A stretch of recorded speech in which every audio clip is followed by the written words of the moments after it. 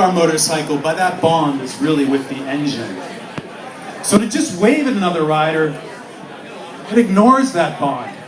You might as well walk into a room of people you know and just say, hey, that's no way to live life. Well, I'll tell you what, I learned the hard way. But I'm here tonight, I think there's hope for you if you pay attention to what I'm saying. I'm hoping that after tonight, you will have the strength to stop waiting, and I'm hoping that you're going to have the courage to do what I do when I see other motorcyclists on the road. And what do? I'm going to tell you right now.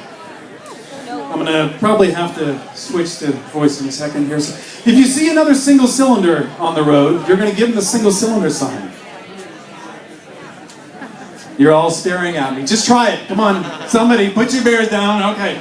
There we go. You see a single on the road. You don't wave. You give them the single cylinder sign. Of course, bikes have more than one cylinder. Next slide, please, Peter. Some bikes have 2 cylinders. So if you see a 2-cylinder bike, maybe someone in an RD 400 or an EX 500, you can't just do this. You got to give the 2 cylinders. Come on, try it again. Work with me. Work with me here. Next slide, please, Peter. Of course, just because you have 2 cylinders doesn't mean you do this. You can build bikes differently, different crankshaft configurations. Some cylinders, some trims, the pistons rise and fall together. And if you see one of those, you've got to give them this side. Here, next slide. Flathead V8. BMW riders out there. Another twin-cylinder bike. Black crank. Let's do this. Here, next slide. V-twin. They're all out there. They're everywhere. Of course, again, a lot of ways to do it. You see a Ducati rider, someone in an SV 650. You're going to give 90 degrees. Aprilia riders, 60. 62. Pardon me, 60. Honda Hawk, 52. Yeah. And of course, Harley Davidson's the legendary 45-degree angle. V-twins. It's not just the number of cylinders, it's the way they're laid out in the bike. Next slide, please, Peter. Any Goozy riders out there, CS100, you're going to have to do this. Next slide, Peter. Of course, they build triples as well, 3-cylinder bikes. It's more complicated, but the same idea. If you see a triple on the road, you've got to do this. Next slide, please, Peter. BMW in the early 80s had the bright idea to take a 3-cylinder bike, rotate the cylinders both directions, and up to the K75.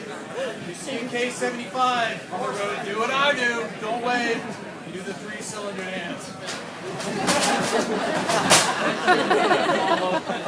Next slide, please, Peter.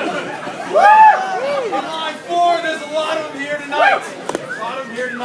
This will get a little more complicated. On line 4 in the road. Again, do what I do.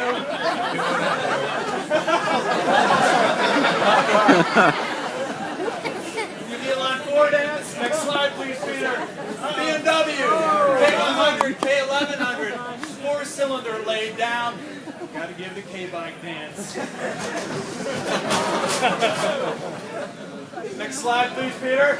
Square 4. Big Suzuki RG 500. Maybe an aerial. You see a square 4, you got to do the 4 dance. Next slide, Peter.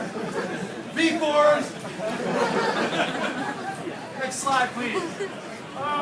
CTX. Or no, CBX. The Valet Honda CBA, you know what? You're probably not going to see these out there. No. No, not too many. But a Guzzi V8. Probably not so much. Let's get to the stories. We're done. But again, next time you see a motorcycle, don't just wait. Put your heart in it.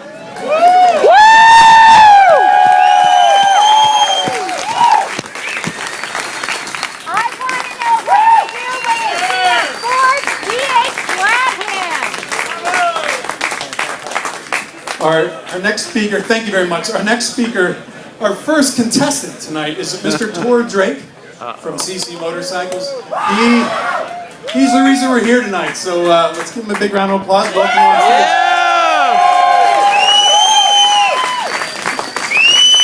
I'm coming.